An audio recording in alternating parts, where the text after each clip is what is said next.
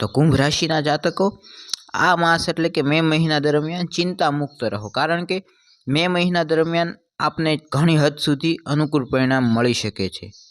તો નમસ્કાર મિત્રો, હું યશ નિમ્બાર્ક આપ સૌનું સ્વાગત કરું છું અમારી યુટ્યુબ ચેનલ યશ નિમ્બાર્કમાં. મિત્રો, આજના આપણા વિડીયોમાં આપણે જોવા જઈ રહ્યા છીએ કુંભ રાશિનું આવનારા મે મહિનાનું રાશિ ભવિષ્ય. પણ મિત્રો, જો આપે અમારી યુટ્યુબ ચેનલ યશ નિમ્બાર્કને સબસ્ક્રાઇબ ન કરી હોય તો સૌપ્રથમ સબસ્ક્રાઇબ કરો અને બેલ આઇકનને ઓલ ઉપર સેટ કરો, જેથી આપને આવનારા અમારા હરેક વિડીયોના નોટિફિકેશન મળતા રહે. તથા મિત્રો, જો આપને અમારું આજનું આ વિડીયો ગમે તો અમારા વિડીયોને લાઇક કરજો અને વધારેમાં વધારે શેર કરજો. તો ચાલો શરૂ કરીએ આપણું આજનું આ વિડીયો, કુંભ રાશિનું આવનારા મે મહિનાનું રાશિ ભવિષ્ય. તો કુંભ રાશિના જાતકો સૌ પ્રથમ આપના કારકિર્દી ક્ષેત્ર એટલે કે આપના ધંધા રોજગાર કે વ્યવસાય વિશે આપણે જોઈ લઈએ. તો કારકિર્દી સ્થાનનો સ્વામી ભાવમાં નીચ અવસ્થામાં રહેશે.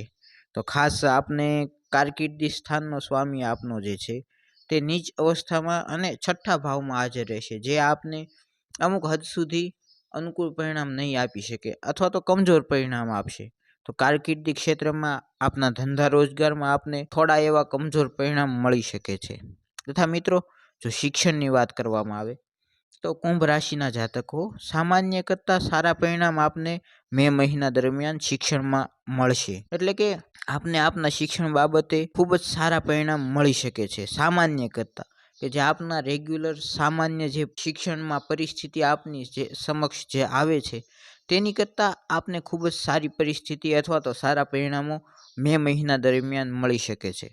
તથા મિત્રો, જો આપના પરિવારની વાત કરીએ એટલે કે આપના પારિવારિક જીવનની વાત કરવામાં આવે તો મે મહિના દરમિયાન આપને મિશ્રિત પરિણામ મળી શકે છે, કારણ કે બીજા ભાવનો સ્વામી મહિનાના પહેલા ભાગમાં બહુ સારા પરિણામ આપતો આપને પ્રતીત થઈ રહ્યો છે.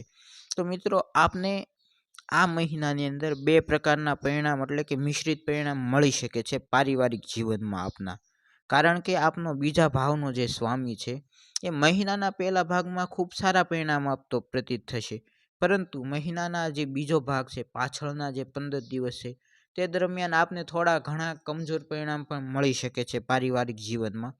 તથા મિત્રો, જો આપ પ્રેમ સંબંધમાં છો તો આપના પ્રેમ સંબંધની વાત કરવામાં આવે તો પ્રેમ સંબંધ માટે આ મે મહિના દરમિયાન પાંચમા ભાવનો સ્વામી બુધ મહારાજ સામાન્ય લેવલના પરિણામ આપતો આપને માલુમ પડશે. આપના પાંચમા ભાવનો સ્વામી બુધ મહારાજ રહેશે, જે આપને આ માસ દરમિયાન એટલે કે મે મહિના દરમિયાન સામાન્ય લેવલના પરિણામ આપતો માલુમ થશે. તથા મિત્રો, જો આપની આર્થિક પરિસ્થિતિની વાત કરવામાં આવે તો આપની આર્થિક પરિસ્થિતિ બાબતે લાભ ભાવનો સ્વામી ગુરુ મહારાજ મહિનાના પહેલા ભાગમાં સામાન્ય પરિણામ આપતો પ્રતીત થઈ રહ્યો છે આપને. એટલે કે મિત્રો, આપને મહિનાના પહેલા ભાગમાં આર્થિક રીતે પણ ખૂબ સારી રીતે સામાન્ય લેવલના પરિણામ મળી શકે છે.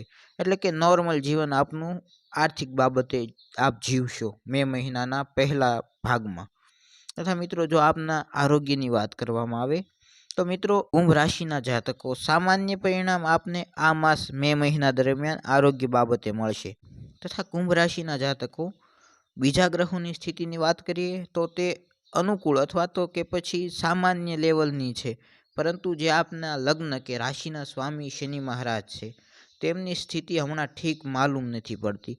તો જેના કારણે આપના જે આરોગ્ય બાબતે પ્રશ્નો છે અથવા તો આપનું આરોગ્ય જે છે તે મે મહિનાના સમય દરમિયાન ખૂબ જ સામાન્ય રહેશે અથવા તો થોડા કમજોર પરિણામ આપને શનિ મહારાજના કારણે મળી શકે છે. તો આજના વિડીયોમાં આટલું જ. ફરી મળીએ નવા વિડીયોમાં. જો આપને મારું આજનું આ વિડીયો ગમ્યું હોય તો અમારા વિડીયોને લાઇક કરો અને વધારેમાં વધારે શેર કરો. તથા જો આપ અમારી યુટ્યુબ ચેનલ ઉપર નવા હો તો ચેનલને ભૂલ્યા વગર ફરજિયાત સબસ્ક્રાઇબ કરો અને બેલ આઇકનને ઓલ ઉપર સેટ કરો. ફરી મળીએ નવા વિડીયોમાં. ત્યાં સુધી જય સિયારામ.